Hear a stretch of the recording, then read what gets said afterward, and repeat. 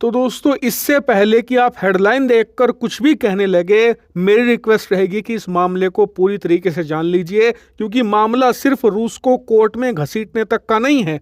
मामला है भारत के 1.8 बिलियन डॉलर का, यानी लगभग 14,000 करोड़ से ज्यादा जो भारत के दांव पर लगे हैं। और इसके अलावा भारत का एक ऐसा जीनियस मूव जिसे देखकर आप भी भारत की डिप्लोमेटिक पॉलिसी को सलाम करोगे। और सबसे बड़ी बात, भारत का ये खेल खेलना बहुत जरूरी था, क्योंकि भारत ने आज इसके जरिए रूस, अमेरिका और पूरे यूरोप को ये दिखा दिया है कि ये भारत पुराने वाला भारत नहीं रहा जो छोटी सी बात पर मिमियाने लगता था। ये आज का नया भारत है जो अपने हक और अपने देश के हितों के लिए अपने दोस्तों से भी लड़ जाएगा। हमारे लिए आज की तारीख में कोई दोस्त, कोई दुश्मन नहीं, हमारे देश और हमारे देश के नागरिकों के हित ही हमारे सबसे बड़े दोस्त हैं। और इसी वजह से ये वीडियो बहुत इंपॉर्टेंट है। बिना टाइम वेस्ट के फटाफट शुरुआत करते हैं। तो दोस्तों, जो लोग मुझे रेगुलरली फॉलो करते हैं उन्हें पता होगा कि अब से करीबन 6 महीना पहले मैंने आपको खबर दी थी कि भारत रूस को इंटरनेशनल कोर्ट में घसीट सकता है।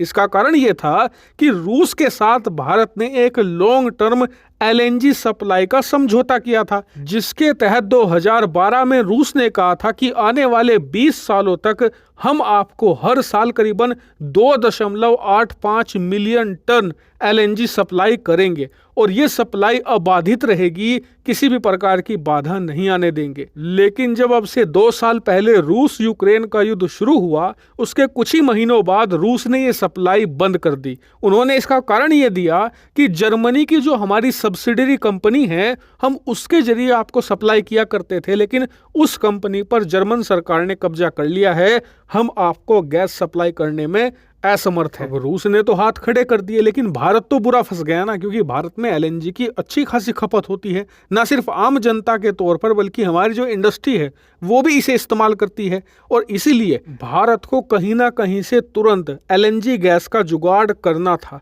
और आप जानकर हैरान होंगे कि गैस तो हमें मिल गई अरब देशों से, लेकिन दुगने रेट पर। जी हां, आप जानकर हैरान होंगे कि भारत ने अपने पूरे इतिहास की सबसे ज्यादा महंगी एलएनजी गैस खरीदी थी।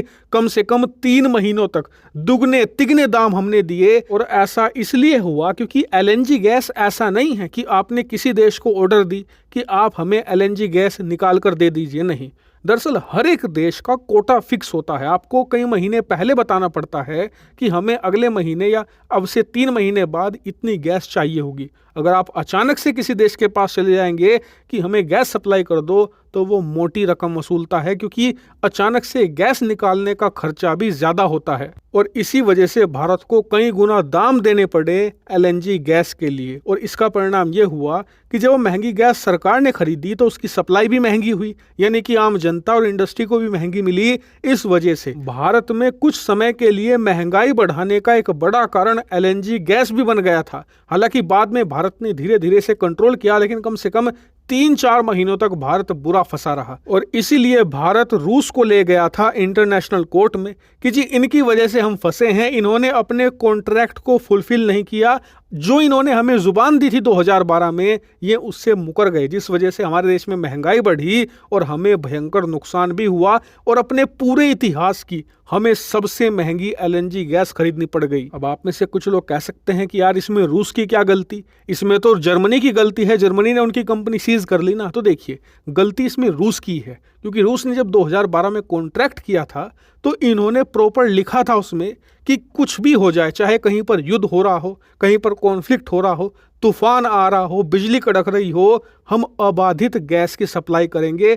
अगर कहीं पर समस्या आ रही है तो हम दूसरी जगह से जुगाड़ करके आपको गैस देंगे। और इसीलिए यूक्रेन युद्ध के दौरान जो इनकी जर्मन सब्सिडरी कंपनी थी जिसके जरिए भारत को सप्लाई किया करते थे, वो सीज हो गई, बंद हो गई। तो भारत ने कहा कि आपकी दूसरी भी अन्य कंपनियां हैं जो सीज नहीं हुई हैं, आप उनके जरिए हमें गैस की सप्लाई कीजिए, लेकिन रूस नहीं माना और इसी की वजह से भारत को नुकसान हुआ। तो खैर, पिछले कई महीनों से ये केस की प्रक्रिया चल रही थी, लेकिन अब इस पर एक बड़ा अपडेट आया है। दरअसल आप अपने स्क्रीन पर देखिए, इसी हफ्ते भारत ने इंटरनेशनल कोर्ट में एक फिलिंग दायर करी है जिसमें रूस से करीबन 1.8 बिलियन डॉलर मांगे गए हैं भारत की तरफ से कि हमें करीबन ये $1.8 बिलियन का नुकसान हुआ है, जो भारतीय रुपए में लगभग 14,000 करोड़ रुपए बनते हैं। और रूस को हमें ये पैसे देने पड़ेंगे क्योंकि ये हमारा डैमेज है, ये हमारा मुआवजा है। बताया जा रहा है कि जो कॉन्ट्रैक्ट हमने 2012 में किया था, उसकी वजह से भारत का पक्ष बहुत मजबूत है और ये पूरा मामला भारत के फेवर में ही जाएगा। हालांकि कई लोग कह रहे हैं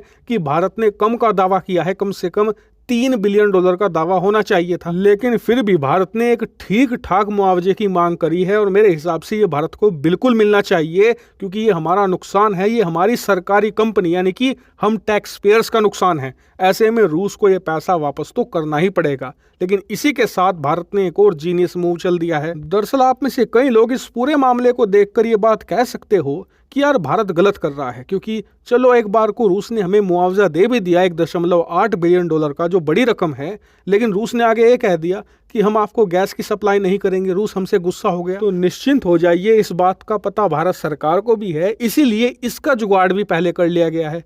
आप अपनी स्क्रीन पर देखिए, 6 जनवरी की खबर है, अब से 2 दिन पहले की, भारत की सरकारी गैस कंपनी गेल ने नेदरलैंड की वाइटल कंपनी के साथ एक समझौता कर लिया है। और समझौता ये है कि आने वाले 10 सालों तक ये वाइटल कंपनी भारत को LNG की सप्लाई करेगी, वो भी कम कीमतों पर। और इतना ही नहीं, भारत कम से कम 3 अफ्रीकी देशों के साथ भी डील करने जा रहा है LNG की सप्लाई को लेकर, यानी कि भारत अपनी LNG की सप्लाई कम से कम आने वाले 10 सालों के लिए सिक्योर कर लेगा। और ये डील बहुत महत्वपूर्ण थी, क्योंकि जब ऐसे केस होते हैं तो जो आपका विरोधी है वो आपको ब्लैकमेल करने की कोशिश करता है।